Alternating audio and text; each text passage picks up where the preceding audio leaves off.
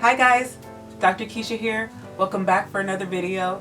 Today I'm going to be talking just to the ladies about male emasculation. Sometimes we tend to think men are selfish, unmotivated, or untrustworthy, but they're things that we do that bring out the worst in them by emasculating them. Our words are extremely powerful, and there's certain things that resonate with a man's soul. When a man feels emasculated in his relationship, he can build up walls and push his partner away because he needs to protect himself. He no longer desires to be close to her, to develop or reinforce intimacy with her. Sometimes we compare men to women and think he's not sensitive enough, he's not motivated enough, he doesn't understand me and my needs and my wants, and we compare him to this unrealistic expectation of perfection. When they mess up, and they will because everybody messes up, we feel disrespected and we take it personally. We tend to think if we were doing something better, he wouldn't be acting like this.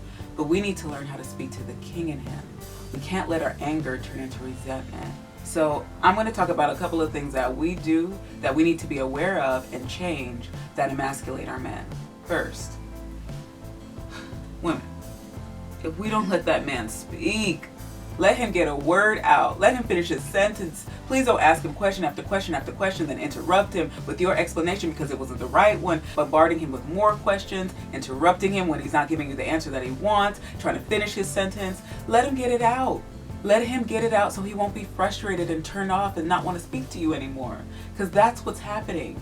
You're emasculating him by not letting him get his thought out. You would be amazed at your man's response if you let him finish his thought. Once a man is rendered silent, he will avoid conversations with you. He'll shut down. He won't want to do it anymore. His feelings towards you and the relationship will change. He will become resentful.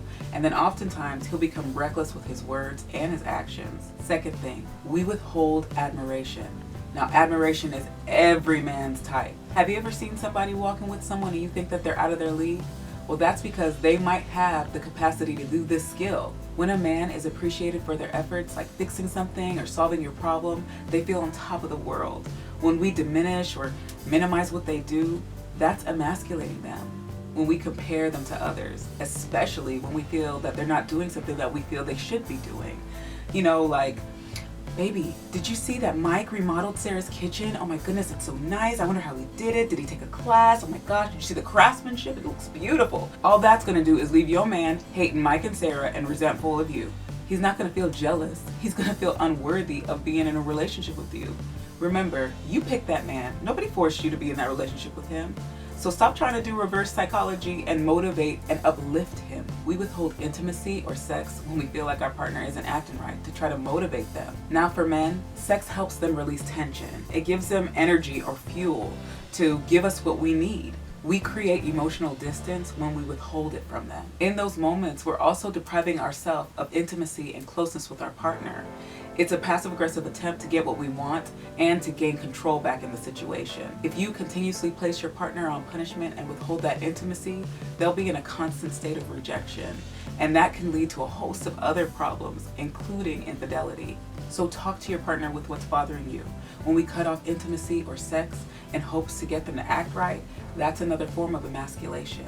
So check yourself if you're doing any of these things. Stop in your tracks, acknowledge it, and apologize for it. Don't keep bringing it up or going over and over and see if he's okay, because that's mothering and that's another form of emasculation. So ladies, how do we change our language to speak to our partners? We have to appeal to the provider in them.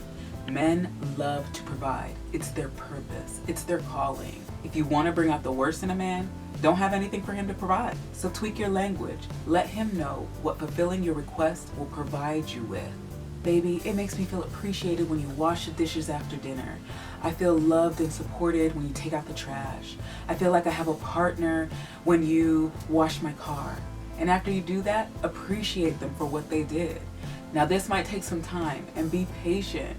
Men have this single narrow focus and women can do multiple things at one time. So if you're asking him to do something while he's in the middle of doing something else, he isn't ignoring you. He just needs to get that done first before he can give you what you need. So phrase your request where you highlight what it will provide you with. It might take some practice, but after a while, you'll get it. It'll become second nature. When you don't allow men to provide for you, it can make them feel emasculated. And that's when you'll start to notice that they might feel like they're in competition with you, and you'll feel like an opponent instead of a team member. Now you have to learn what your man is able to provide. Don't ask him something that he can't do. And you should have learned that before you entered in a relationship with him. So make sure that he's capable of giving you what you need. And you have to be ready to receive it. Now another thing, make sure you're communicating with your partner what you need.